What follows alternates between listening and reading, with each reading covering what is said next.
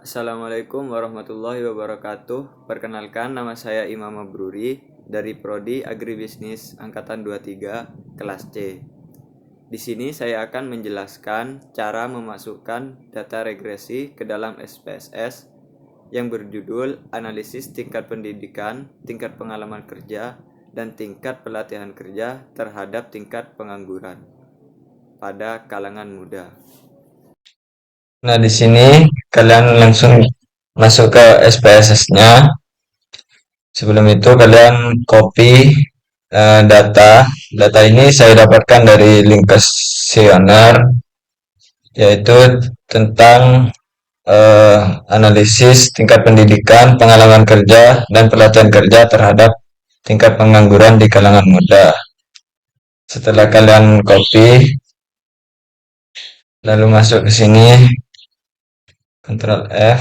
Nah, kalian pergi ke variable view, ganti nama ini sesuai dengan yang kalian analisis.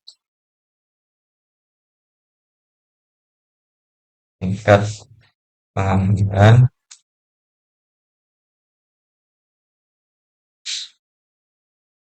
Yang kedua yaitu tingkat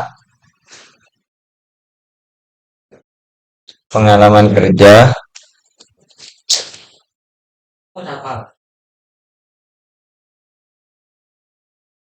Yang ketiga tingkat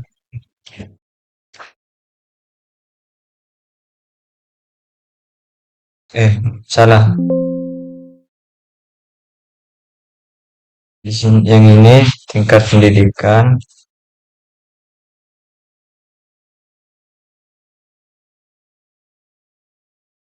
Tingkat pendidikan.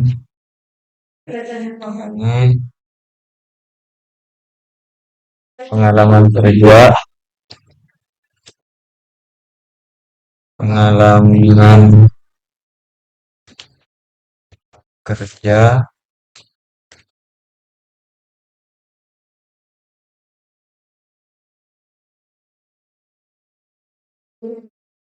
Ini tingkat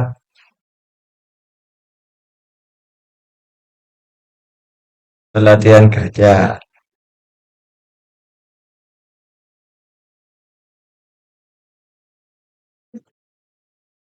Nah, selanjutnya yaitu desimalnya kita ganti ke angka 0 semua.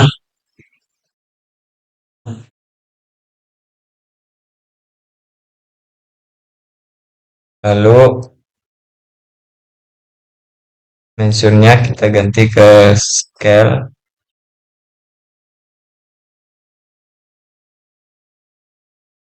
Setelah diganti, kita pergi ke analyze, pilih yang regression, pilih yang linear, klik.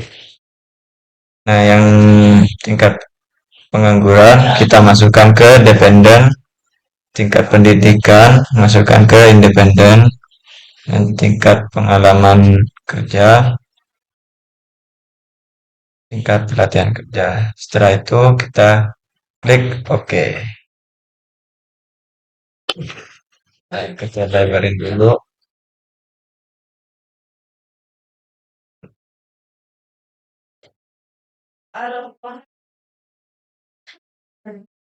Nah, ini adalah yang diperoleh data tersebut. Selanjutnya yaitu interpretasi dari hasil data berikut, di mana tabel variabel interest tersebut menjelaskan variabel-variabel apa saja yang merupakan variabel independen dan apa yang menjadi variabel dependen. Terlihat bahwa yang menjadi variabel independen adalah tingkat pelatihan kerja, tingkat pendidikan, tingkat pengalaman kerja. Sedangkan variabel dependen adalah tingkat pengangguran.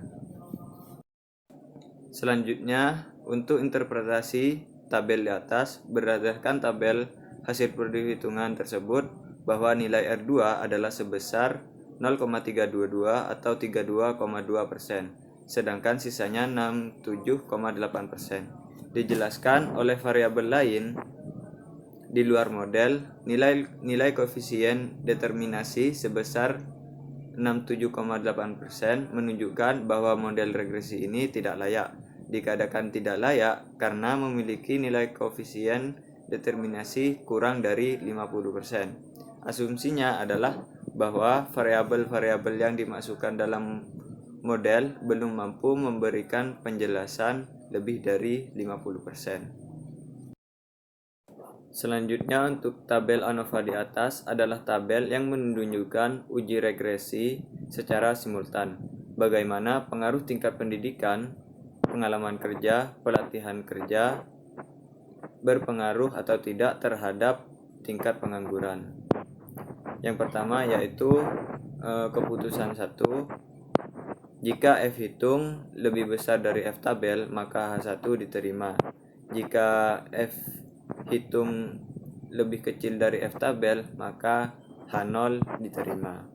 Berdasarkan tabel di atas, diketahui bahwa F hitung yang bernilai 5,528 lebih besar dari F tabel yang bernilai 2,97, sehingga H1 diterima, di mana variabel tingkat pendidikan, pengalaman kerja, pelatihan kerja berpengaruh terhadap tingkat pengangguran di kalangan muda. Dengan demikian, menerima H1 dan menolak H0. Selanjutnya, keputusan yang kedua, yaitu jika nilai SIG lebih kecil dari 0,05, maka H1 diterima. Dan apabila nilai SIG lebih besar dari 0,05, maka H0 ditolak. Berdasarkan tabel di atas, dapat diketahui bahwa nilai SIG sebesar 0,04 lebih kecil dari 0,05 sehingga H1 diterima. Dengan demikian, menerima H1 dan menolak H0. Dapat disimpulkan bahwa tingkat pendidikan, pengalaman kerja, dan pelatihan kerja tidak berpengaruh terhadap tingkat pengangguran. Untuk tabel selanjutnya menunjukkan uji regresi secara parsial atau sendiri-sendiri. Bila nilai T hitung lebih besar dari T tabel, maka H1 diterima. Keputusan 1. Bila nilai T hitung lebih kecil dari T tabel, maka H0 diterima. Berdasarkan tabel koefisien di atas, dapat diketahui bahwa nilai variabel tingkat pendidikan atau T hitung yaitu sebesar 0,325 yang lebih kecil dari T tabel yang bernilai 2,048407, sehingga H0 diterima, di mana variabel tingkat pendidikan tidak berpengaruh terhadap tingkat pengangguran. Selanjutnya, nilai variabel tingkat pengalaman kerja bernilai 0,435 yang lebih kecil dari T tabel yang bernilai 2,048407, sehingga H0 diterima, di mana variabel pengalaman kerja tidak berpengaruh terhadap tingkat pengangguran. Selanjutnya yaitu nilai variabel tingkat pelatihan kerja yang bernilai 2,109, di mana lebih besar dari T tabel yang bernilai 2,048407, sehingga H1 diterima, di mana variabel tingkat pelatihan kerja berpengaruh terhadap tingkat pengangguran. Selanjutnya keputusan yang kedua, yaitu jika bila nilai SIG lebih kecil dari 0,05, maka H1 diterima. Bila nilai SIG lebih besar dari 0,05, maka H0 diterima. Berdasarkan tabel di atas, dapat diketahui bahwa nilai SIG variabel tingkat pendidikan 0,748 lebih besar dari 0,05 sehingga H0 diterima, di mana variabel tingkat pendidikan tidak berpengaruh terhadap tingkat pengangguran. Nilai SIG tingkat pengalaman kerja yaitu 0,667 lebih besar dari 0,05 sehingga H0 diterima, di mana variabel tingkat pengalaman kerja tidak berpengaruh terhadap tingkat pengangguran. Selanjutnya nilai SIG pelatihan kerja yaitu 0,045 lebih kecil dari 0,05 sehingga H1 diterima, di mana variabel tingkat pelatihan kerja berpengaruh terhadap tingkat pengangguran. Kesimpulan dari penjelasan yang di atas yaitu variabel tingkat pendidikan dan tingkat pengalaman kerja tidak berpengaruh signifikan secara parsial atau sendiri-sendiri terhadap tingkat pengangguran. Dengan demikian, penelitian ini menerima H0 dan menolak H1. Tetapi pada variabel pelatihan kerja berpengaruh terhadap tingkat pengangguran, sehingga menerima H1 dan menolak H0. Dari hasil interpretasi tersebut, tidak semua variabel berpengaruh, ada yang pengaruh, ada yang tidak berpengaruh sesuai dengan uji T parsial. Sekian dari saya. Apabila ada kesalahan, saya meminta maaf. Assalamualaikum warahmatullahi wabarakatuh. Teret.